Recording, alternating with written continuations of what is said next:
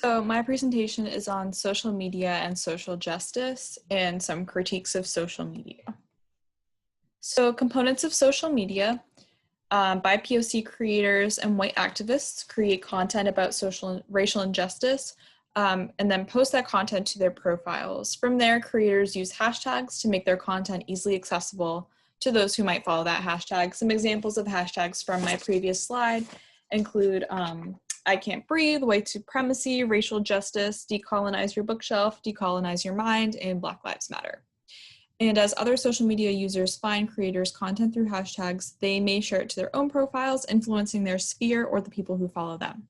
A quote from my research is, racial justice activist hashtags can function as a collective action framing tool and as educational tools.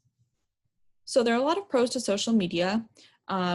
We can learn about and read narratives of BIPOC, their experiences of racism, and their experience working through racial trauma. And we can also use our platforms to share information. So a lot of high-profile accounts might share the posts by smaller accounts that are discussing issues related to racial justice and anti-racist education. And we can use our platforms to share information to those who follow us and influence our sphere. A quote from my research is, rather than needing to set aside time to engage in national and transnational conversations about race and oppression, increased access to the internet and the ability to read and contribute to discourse on social media via one's cell phone allows youth to integrate this participation in the public sphere into their daily activities. So does social media create social justice? My argument is yes and no. So can it act as an alternative classroom for anti-racist thought? Yes. So as BIPOC creators such as Notorious Cree and Rachel Cargill, whose posts I've shared here, discuss issues related to race, such as cultural appropriation and the relationship between abuse and the United States government and colonialism. Yes, it can act as a classroom, but I would also argue it perpetuates colonialist attitudes. Social media causes us to consume the narratives of BIPOC as if they are products and not as real people. Just as we mindlessly scroll through social media, we are mindlessly scrolling through the trauma and life stories of countless people, a lot of them, I would hope, BIPOC. I would also argue that social media perpetuates violence porn. So this circulated a lot with the death of George Floyd.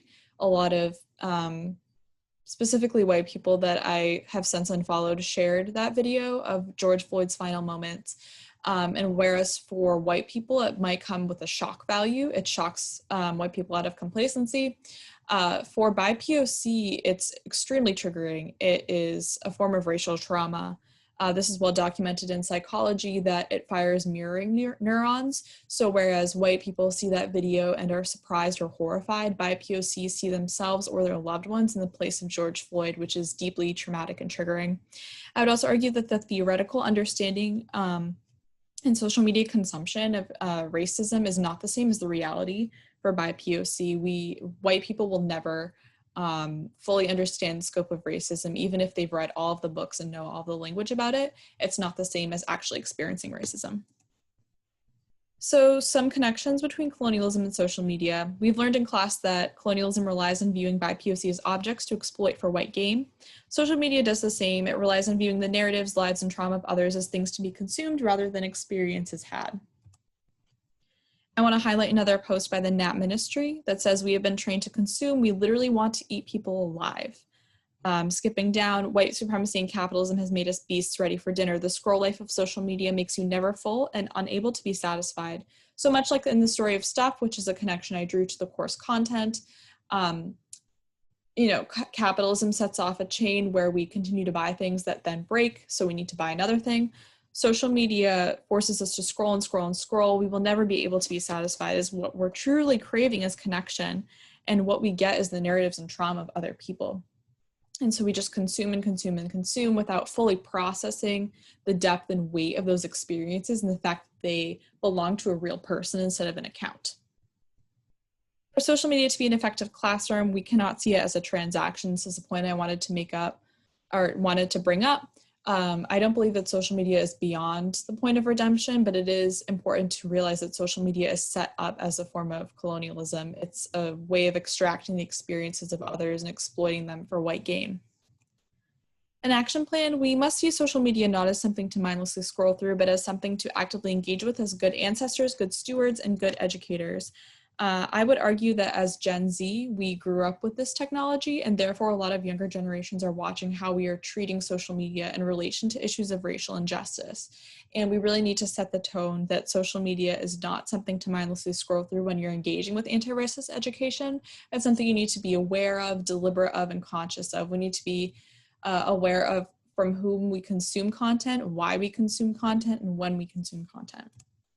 Some BIPOC content creators that I wanted to highlight are Notorious Cree, who's an Indigenous creator who highlights issues related to cultural appropriation. Rachel Cargill, who is the founder of just countless foundations. She runs a lot of different accounts, and she heads The Great Unlearn, which is all about anti-racist education. Definitely check her out. The Nat Ministry is an incredible account. I've shared 2 of their posts in my presentation. It discusses rest as a form of resistance and reparations and a way of protesting white supremacy and capitalism.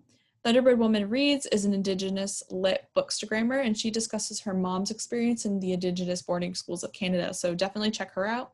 Equality Labs discusses socially engaged arts and digital security for South Asian religious and cultural minorities. And Layla Saad is just an incredible human being as well. She's the author of Me and White Supremacy, which just released a companion journal. So if you're looking for a more deliberate, conscious way of educating yourself on anti-racism, definitely check her out. She's also the host of the Good Ancestor podcast. And there are my citations.